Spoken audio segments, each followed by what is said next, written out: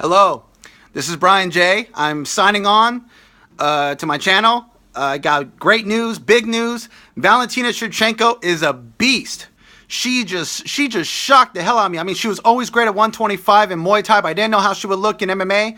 Man, she is a complete MMA fighter. She is great at striking, great standing up, great on the ground. She completely destroyed and dominated Priscilla, the Brazilian fighter who she fought in Belém in Brazil. Valentina Shevchenko looked incredible. Her striking was still on point. Her accuracy was amazing. She rocked Priscilla multiple times on the feet. I thought Valentina was just going to knock her out with her hands, because she was able to see this woman, strikes coming from a mile away. Because Priscilla, she's very slow. I was watching some fights of her before this fight, and Priscilla has very slow striking. Her hands are very slow, and she lunges a lot. And her striking is very telegraphed. And Valentina was able to see her punches coming and see all of her strikes coming before she would throw them. And so, she was very telegraphed. So Valentina could see him from a mile away. So I thought Valentina was just going to destroy her on the feet. That's what it looked like to me. But then Valentina just took her to the ground. And I was like, wait a minute, Priscilla, I think she is, I don't know what kind of belt she has in jiu-jitsu, but she's had a lot of accomplishments in jiu-jitsu, so I thought that was going to be more dangerous for Valentina. But man, Valentina just dominated her on the ground. In the first round, Valentina Shevchenko landed 90 total strikes. She landed 90 strikes, and Priscilla only landed one strike. It was 90-1.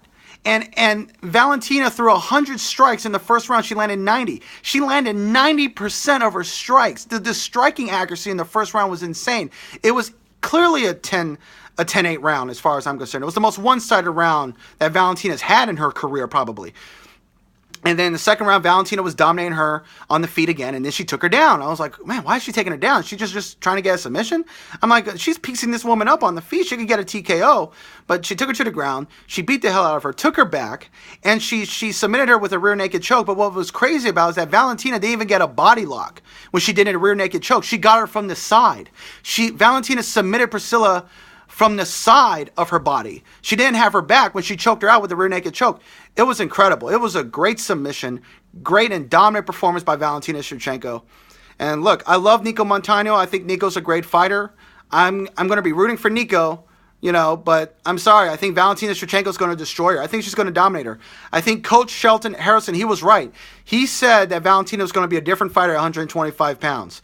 And Valentina's manager said the same thing when she was interviewed on his channel. He said that Valentina's going to be a completely different fighter at 125 pounds. At flyweight, she's going to be probably bigger. She's going to be faster. She's going to be fighting women that are the same weight as she is, the same size. And her manager was right. His prediction was correct. And Coach L. Harrison's prediction was correct too. Valentina's a completely different fighter at 125 pounds. And she's probably the best flyweight in the division. And I think Valentina Shevchenko, she's going to win that belt if she fights Nico this summer. In fact, after her performance this dominant, I don't even think Nico's going to fight Valentina. I think Nico's just going to give up her belt. I love Nico, but I think she doesn't even want to fight this woman. She wants to fight Shajara Eubank. She wants to fight someone that doesn't even have close to the experience that Valentina has. I think Nico's just going to give up her belt. I don't know.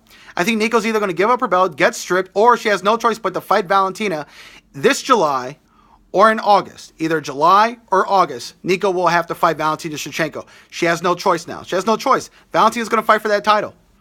So anyways, mad props to Valentina Shevchenko. This is my post-fight analysis on Valentina's performance.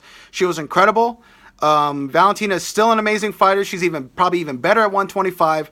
I look forward to a fight for the title this summer. This is Brian J. signing off for now.